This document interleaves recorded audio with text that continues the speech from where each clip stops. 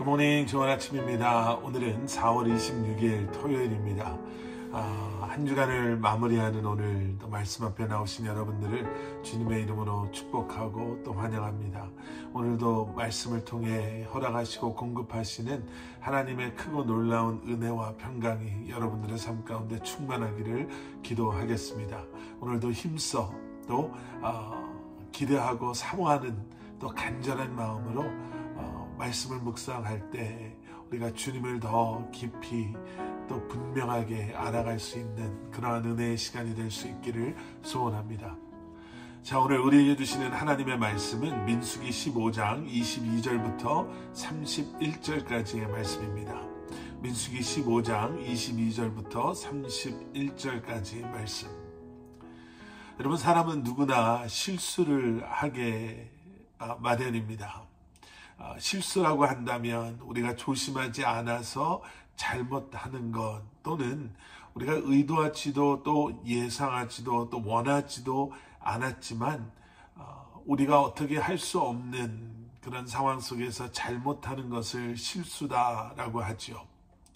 이 실수라는 단어가 오늘 본문에서 가장 많이 등장하는 단어입니다. 실수를 의미하는 표현까지 합하면 7번 정도가 등장을 하죠.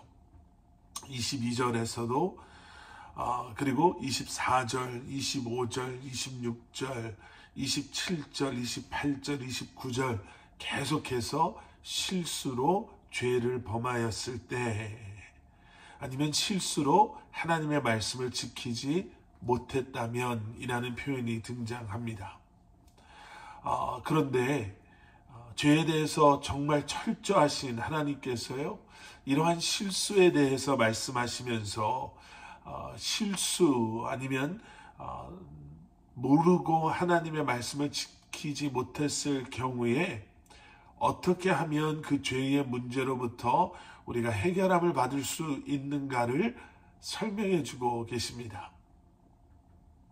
여기서 중요한 것 두 가지예요. 여러분, 모르고 행하였다 하더라도 죄는 죄인 것입니다.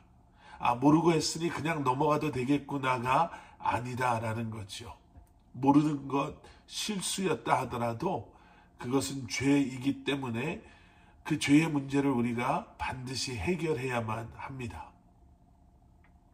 그래서 하나님께서는 우리로 하여금 그 실수로 알지 못하는 가운데 범한 잘못된 행동, 그 죄로부터 벗어날 수 있는 길을 우리에게 말씀해 주신다라는 거죠. 하나님은 죄에 대해서 철저하시지만 자비와 긍휼의 하나님이십니다.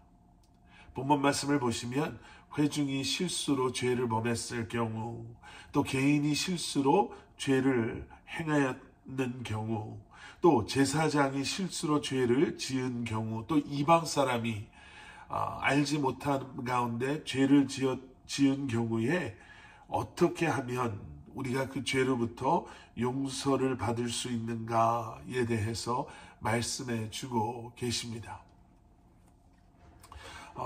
또 한 가지 중요한 것은 무엇이냐면요, 우리가 이렇게 죄로부터 자유함을 얻기 위해서는 하나님께서 말씀하신 대로 그 절차와 방법에 따라야 한다라는 거죠.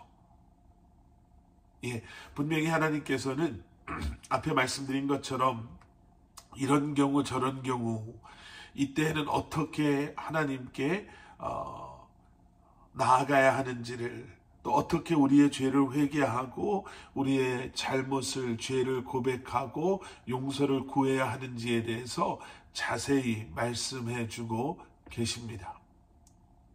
여러분, 자칫 잘못하면 우리는 여기서 사람의 행동에 더 큰 무게를 두려고 할 때가 있을 수 있는데요, 또 그렇게 보일 수 있지만 사실은 사람의 행동이 아니라 이렇게 말씀하신 하나님의 말씀에 우리가 어떻게 순종함으로 나아가느냐라는 거죠. 이제는 예수 그리스도로 말미암아 더 이상 우리는 암염소도 아니면은 제사를 위한 어떠한 수송아지도 필요하지 않게 되었습니다. 예수님께서 제물 되어 주심으로. 그래서 이제는 예수 그리스도의 그 십자가의 공로, 죽으심과 부활하심을, 완벽한 죄물 되심을 우리가 기억하고 우리가 붙잡고 우리가 회개하며 주님 앞에 나아갈 때 하나님께서는 우리의 죄를 용서해 주시고 예수 그리스도의 보혈로 우리를 깨끗게 씻어주시는 줄 믿습니다. 또 한 가지, 오늘 본문 마지막 30절과 31절에는요 이런 말씀이 있습니다. 30절, 그러나 이스라엘 사람이든 이방 사람이든 고의적으로 죄를 짓는 사람은 여호와를 모독하는 것이니 그런 사람은 그 백성들 가운데서 끊어져야 할 것이다. 그는 여호와의 말씀을 업신여기고 그의 명령을 어겼으니 그런 사람은 반드시 끊어져야 한다. 그 죄가 그에게 있을 것이다. 자, 30절과 31절에는요 실수가 아닌 고의적인 죄를 지은 사람들에 대한 말씀입니다. 30절에서 말씀하고 있는 것처럼 이스라엘 사람이든 이방 사람이든 고의적으로 죄를 짓는 사람에 대해서는 하나님께서는 정말 단호하게 그들을 심판하고 계심을 보게 되죠. 왜냐하면 그러한 고의적인 죄는 하나님을 모독하는 것이고 하나님의 말씀을 업신여기는 것이기 때문에 그렇습니다. 여러분, 죄가 이렇게 무섭습니다. 그리고 죄가 이렇게 심각합니다.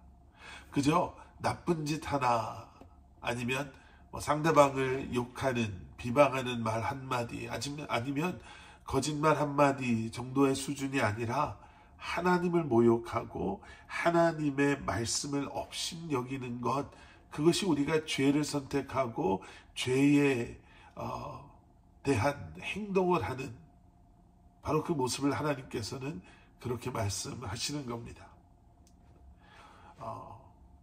어떻게 보면 실수에 대한 용서와 비교해보면 너무나도 짧은 말씀이지만 여러분, 그만큼 죄는 돌이킬 수 없는 고의적이고 의도적인 죄는 하나님께서 이렇게 미워하신다라는 것을 우리가 기억하고, 여러분, 늘 성령님께 우리의 삶을 맡김으로 죄의 편에 서는 것이 아니라 우리는 이미 죄로부터 자유함을 얻었음을, 죄의 노예가 아니라 죄에 끌려갈 필요가 없음을 기억하시고, 또 행여나 실수라도 모르고라도 죄를 지었다면 하나님께서는 자비와 긍휼로 우리를 용서해 주시는 하나님이심을 기억하시고 회개의 기도로 주님 앞에 나아가실 수 있는 여러분들 되시기를 주님의 이름으로 간절히 축원합니다.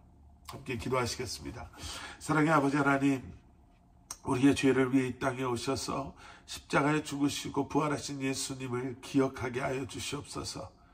그 십자가 사건으로 말미암아, 부활하심으로 말미암아 우리에게 영생을 허락하셨고 우리로 하여금 더 이상 죄의 종노릇 노예가 되지 않게 하셨음을 기억하고 이제는 성령님의 편에, 예수 그리스도의 편에, 그 십자가의 편에 서서 살아가는 그런 하나님의 백성들 되게 하여 주시옵소서.